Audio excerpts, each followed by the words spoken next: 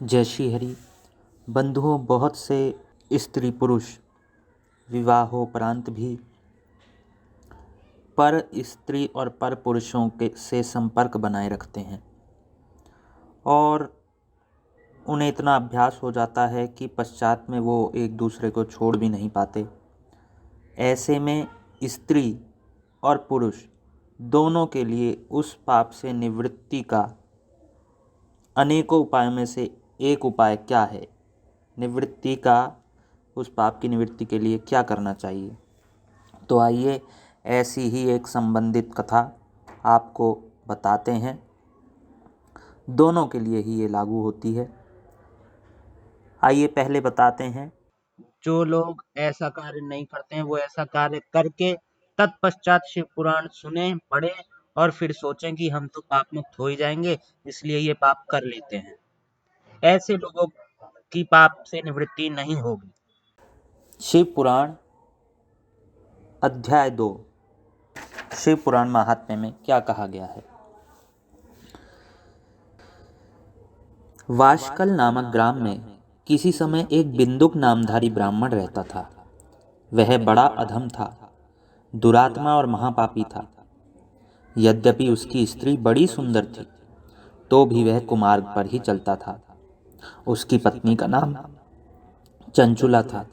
वह सदा उत्तम धर्म के पालन में लगी रहती थी, तो भी उसे छोड़कर वह दुष्ट ब्राह्मण वैश्यागामी हो गया था। इस प्रकार कुकर्म में लगे हुए उस बिंदुक के बहुत वर्ष व्यतीत हो गए।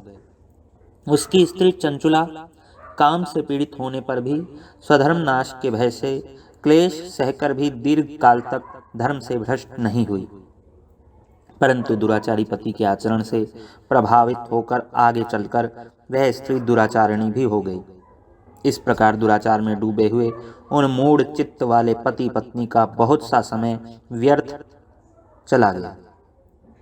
तदनंतर वैश्या का पति बना हुआ वह दूषित बुद्धि वाला दुष्ट ब्राह्मण बिंदुक समयानुसार मृत्यु को प्राप्त होकर नरक में जा पड़ा। बहुत दिनों तक नरक के दुख भोगकर वह मूढ़ बुद्धि पापी विंध्य पर्वत पर भयंकर पिशाच हुआ। इधर उस दुराचारी पति के मर जाने पर वह मूढ़ हृदया चंचुला बहुत समय तक पुत्रों के साथ अपने घर में ही रही। एक दिन दैवयोग से किसी पुण्य पर्व के आने पर वह स्त्री भाई बंधुओं के साथ गोकर्ण क्षेत्र में गई।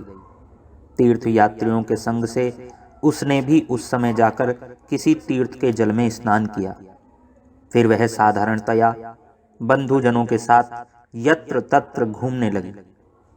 घूमती घूमती किसी देव मंदिर में गई और वहां उसने एक दैवज्ञ ब्राह्मण के मुख से भगवान शिव की परम पवित्र एवं मंगलकारिणी उत्तम पौराणिक कथा सुनी।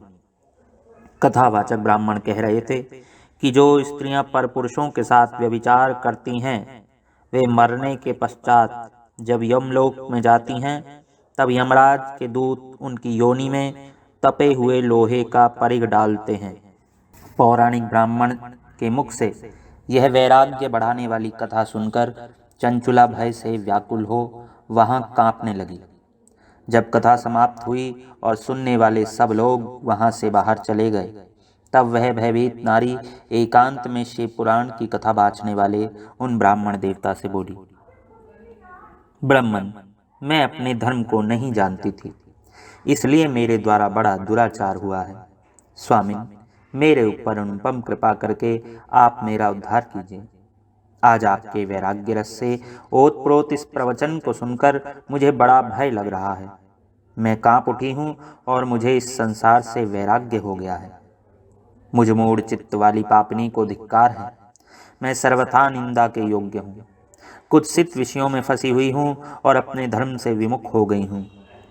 हाय, न जाने किस किस घोर कष्टदायक दुर्गति में मुझे पड़ना पड़ेगा, और वहाँ कौन बुद्धिमान पुरुष कुमार्ग में मन लगाने वाली मुझ पापिनी का साथ देगा। मृत्यु काल में उन भयंकर यमदूतों को मैं कैसे देखूंगी। जब वे बलपूर्वक मेरे गले में फंदे डालकर मुझे बांधेंगे, तब मैं कैसे धीरज धारण कर सकूंगी। नरक में जब मेरे शरीर के टुकड़े टुकड़े किए जाएंगे, उस समय विशेष दुख देने वाली उस महायातना को मैं वहां कैसे सहूंगी। हाय, मैं मारी गई, मैं जल गई, मेरा हृदय विदीर्ण हो गया और मैं सब प्रकार से नष्ट हो गई, क्योंकि मैं हर प्रकार से पाप में ही डूबी रही हूँ। ब्रह्मन आप ही मेरे गुरु, आप ही माता और आप ही पिता हैं। आपकी शरण में आई हूँ, मुझ दीन अबला का आप ही उद्धार कीजिए, उद्धार कीजिए। सूत जी कहते हैं, शौनक, इस प्रकार खेद और वैराग्य से युक्त हुई चंचुला ब्राह्मण देवता के दोनों चरणों में गिर पड़ी। तब उन बुद्धिमान ब्राह्मण ने कृपा पूर्वक उसे उठाया और इस प्रकार कहा।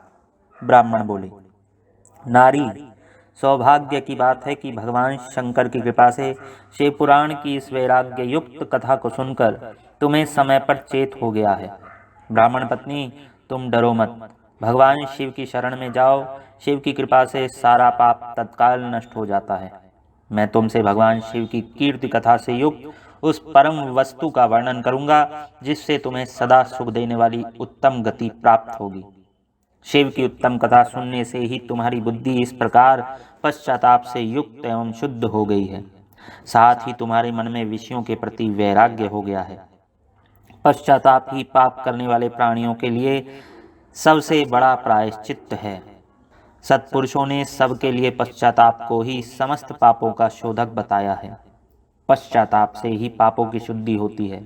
जो पश्चाताप करता है वही वास्तव में पापों का प्रायश्चित्त करता है, क्योंकि सत्पुरुषों ने समस्त पापों की शुद्धि के लिए जैसे प्रायश्चित्त का उपदेश किया है, वह सब पश्चाताप से संपन्न हो जाता है।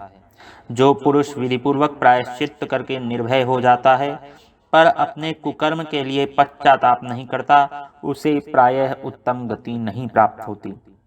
परंतु जिसे अपने कुकृत्य पर हार्दिक पश्चाताप होता है, वह अवश्य उत्तम गति का भागी होता है, इसमें संशय नहीं।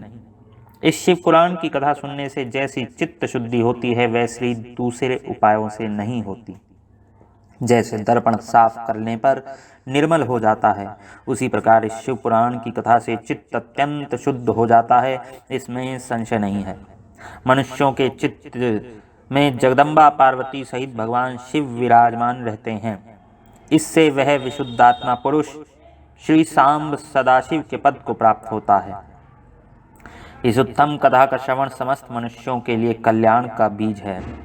अतः यथोचित मार्ग से इसकी आराधना अथवा सेवा करनी चाहिए।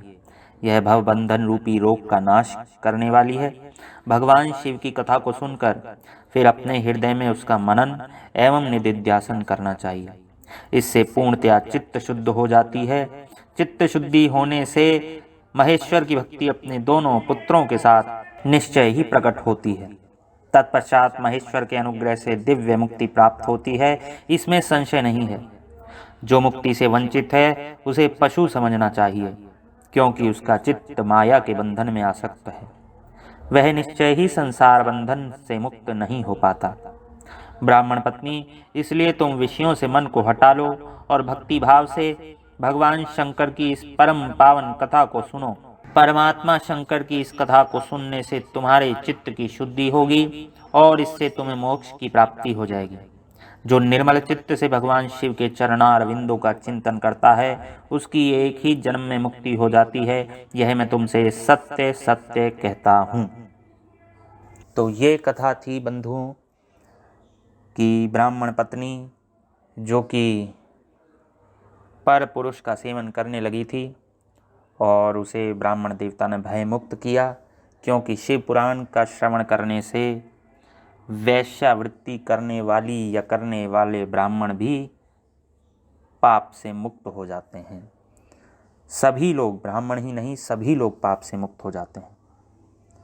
अतः आप भी ऐसा पालन करें यदि आपसे ऐसे अपराध हो गए हैं। धन्यवाद। जय श्री हरि।